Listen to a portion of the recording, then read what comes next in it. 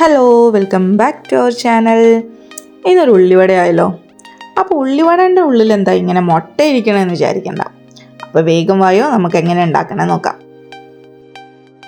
അപ്പം നമ്മൾ ഈ സ്പെഷ്യൽ ഉള്ളിവട ഉണ്ടാക്കുന്നതിന് ഞാൻ ഒരു പാത്രം എടുത്തിട്ടുണ്ട്. അതിലേക്ക് ഒരു 3 സവാള നല്ല കുനുകുന അരിഞ്ഞിട്ടിട്ടുണ്ട്. ഇനി വേണ്ടത് നമുക്ക് 1 കപ്പ് കടലമാവ്, അതിലേക്ക് ഒരു 1/4 ടീസ്പൂൺ മഞ്ഞൾപ്പൊടി, 1 ടീസ്പൂൺ മുളക് പൊടി, 1/4 ടീസ്പൂൺ ഗരം മസാല, 1/4 ടീസ്പൂൺ ഉപ്പ്. എന്നിട്ടൊരു ഇച്ചിരി വെള്ളം ഒഴിച്ച് നല്ലോണം ഇങ്ങനെ കുഴച്ചെടുക്കാം കേട്ടോ.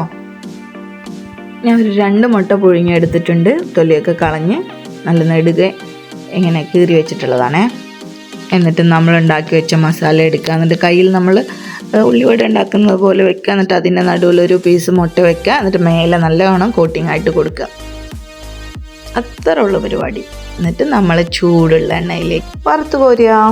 അത്ര തന്നെ.